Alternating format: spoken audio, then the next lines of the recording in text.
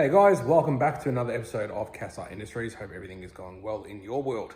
So today, as you can see, we have the Calais up on the hoist behind me, because today we are going to finish it. And when I say finish it, we're going to finish the manual conversion, and also we're going to finish the hydraulic handbrake, which is actually already done. But let's just show you what's going on.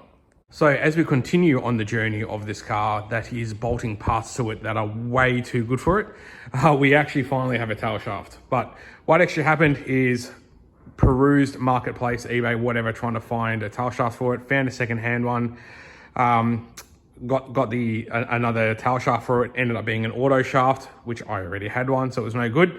So what I ended up doing is sending off the shaft that came with the conversion, which is the ute shaft that was too long. I sent it off to get shortened. So that seemed to be the best option. Then I got lost in transit. So it's finally rocked up today. It's actually been close to a month since I last worked on this car. It's just been sitting out behind that roller door since then. So here's the new shaft. New shaft, it's the ute one that's been shortened. So it's been done by GJ Drivelines in Melbourne, so in Keysborough to be exact. So it's basically got, it's a shortened shaft with a brand new center bearing. And we've also got brand new brass bushings in here. So front and back.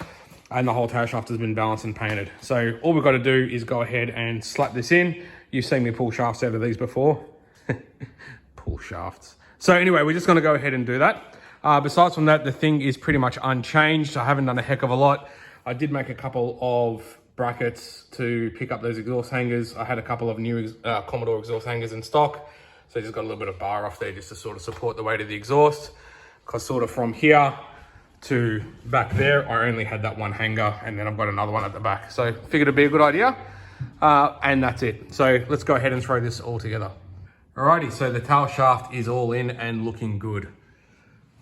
The only thing I had to do, as I've mentioned in a previous video, normally on the factory manual V6 cars, they run a 30mm rubber donut on the rear, a 35mm rubber donut on the rear and a 30mm on the front. But for some reason, to get everything to line up and work in this scenario, I had to put a 30mm on the rear and a 35mm on the front. No, the shaft is not in back to front because the rear section is massively shorter than the front section. But the reason why they do that is they do chew out rear donuts faster than they chew out front. So the thicker ones do last a bit longer. This is not necessarily the end of the world. It just means that this one is going to last substantially longer than we would want it to or need it to or whatever. So that's not a problem at all. But when the rear one fails, which it probably will, it is a lot easier to change than the front one. And I've also got two good secondhand 30mm ones here sort of ready to go. So can just carry them as spares or whatever. So as far as manual conversion goes, this thing is officially done, apart from a test drive. Now you did hear me mention start of this video that I have also finished the hydraulic handbrake side of things. So I want to drop it down. I'll show you what I've done with that. It was fairly straightforward, so I didn't bother filming it, but I'll show you what I've done. And yeah, sort of show you how the inside all looks. All right, so looking to the inside of this thing, as you can see, the hydraulic handbrake is mounted.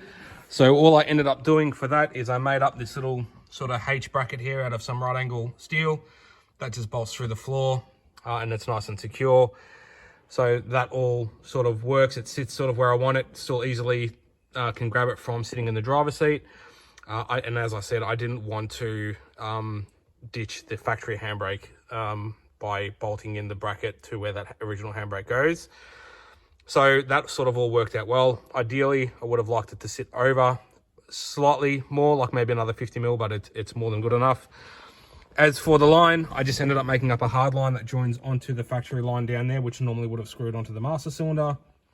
And it just sort of goes behind the gauges and then into there.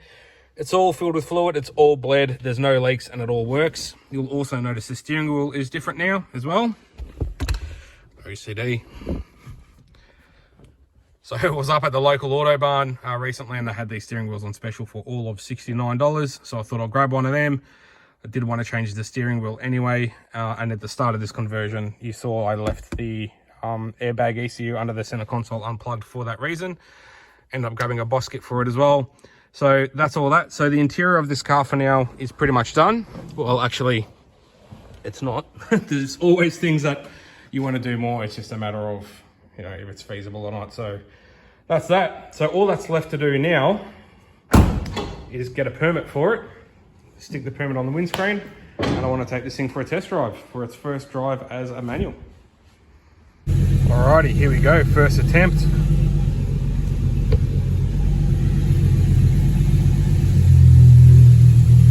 Oh, we're moving.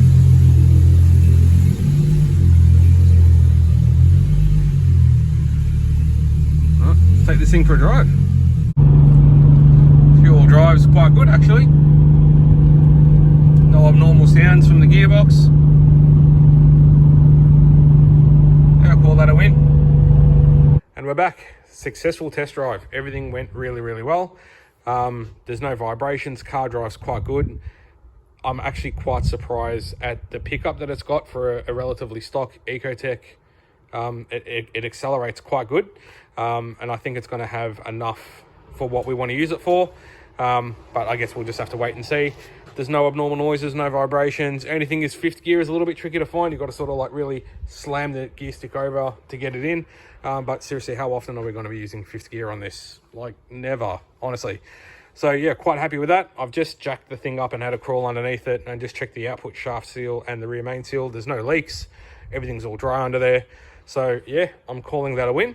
The only thing is I did, at a sort of relatively slow speed, probably about 30 or 40k an hour, I did grab the hydraulic handbrake just to see if it would lock up. And you've got to really reef on it to sort of hear the back wheel sort of start to drag a little bit. So we have got second-hand rotors and pads for that as well. So maybe the pads are a bit glazed or whatever. So we might look at doing something with that down the track. But honestly, for now, like I'm really wrapped with how the whole thing has turned out. So yeah, so that's that, I guess. So there you have it, guys. It's a fairly short video today, but I just wanted to go through and finish this thing off and get it movable again and all that stuff. Really, really happy with how it turned out. Like, honestly, it drives a lot better than what I thought it would. So yeah, I'm calling that a win. If you like what you see, guys, please remember to like and subscribe. Also remember to follow us on our socials on Facebook and Instagram. And yeah, I guess we'll see you very shortly in the next video. Till then, take care, be good, be safe.